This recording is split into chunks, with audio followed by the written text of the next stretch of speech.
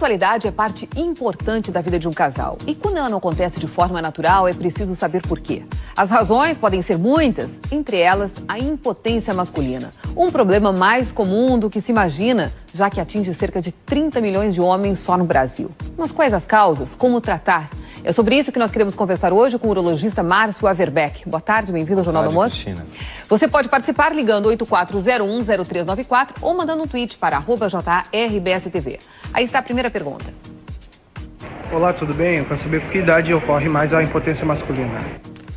Bom, a gente sabe que a impotência pode acontecer em qualquer idade, desde a adolescência até a idade mais, em homens mais velhos.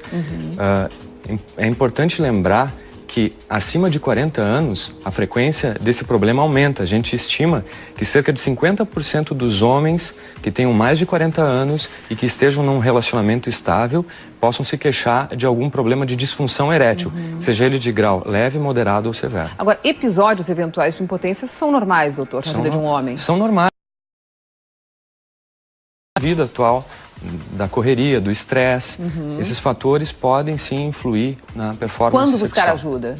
Quando acontece mais de uma vez, é importante buscar ajuda porque, evidentemente, quando o paciente é mais jovem, pode ter algum problema psicológico associado. Mas a gente tem que investigar fatores de risco para o problema de ereção. E nesse aspecto é importante uma avaliação médica.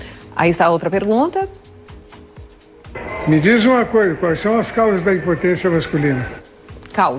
Causas da impotência, muito bem.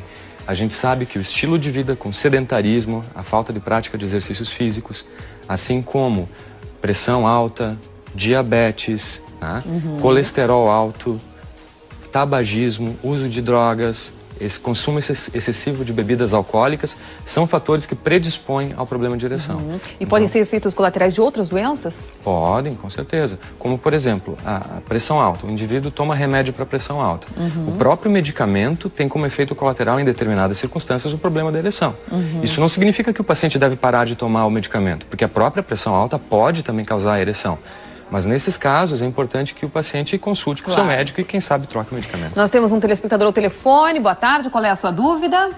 Boa tarde. A minha dúvida é, eu tenho uma doença chamada mielite transversa e eu sinto dificuldade em manter a ereção quando consigo tê-la. Gostaria de saber se existe tratamento ou não.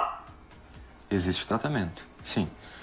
Nesse caso, pode existir algum fator de doença neurológica associada, né? E a gente sabe que os medicamentos, tanto via oral quanto os injetáveis, são extremamente efetivos.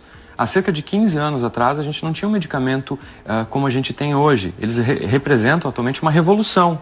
Esses medicamentos têm um início de ação em mais ou menos 30 minutos e um tempo de ação de mais ou menos 12 a 36 horas.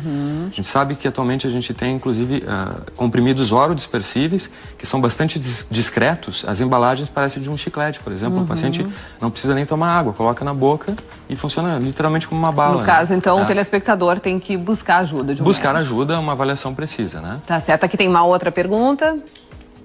Olá, tudo bem? Eu queria saber se é comum um jovem sofrer de impotência sexual masculina.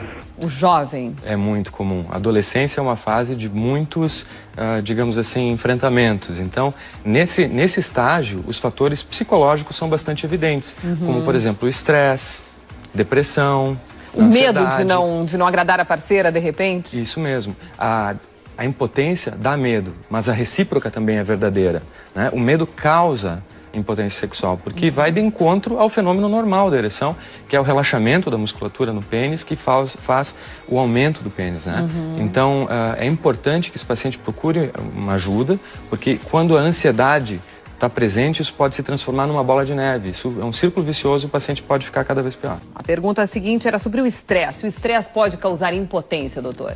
Cristina, em até 70% dos pacientes que se apresentam no consultório com queixa de disfunção erétil, a gente consegue identificar, sim, um fator de estresse. Pode ser um problema de relacionamento, um problema no trabalho, até dificuldades financeiras. Isso tudo influi com a sexualidade, com certeza. Muitas vezes, quando a parceira vem junto, no caso a esposa, a gente pode sim pensar em terapia de casal, que é uma das modalidades de tratamento naqueles casos em que a gente verifica um fator psicológico predominante. Agora, muitas vezes as pessoas, os homens aí usam esses medicamentos para impotência, para aumentar a sua virilidade, enfim, melhorar o seu desempenho sexual. Isso não pode ter algum efeito colateral, doutor?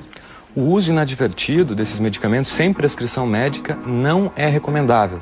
É sempre importante lembrar que a automedicação representa um crime contra si mesmo. Esses medicamentos, eles não são desprovidos de efeitos colaterais. Que efeitos seriam esses? Dor de cabeça, rinite, pressão baixa, que às vezes pode acontecer, calorões, então uma série de efeitos colaterais.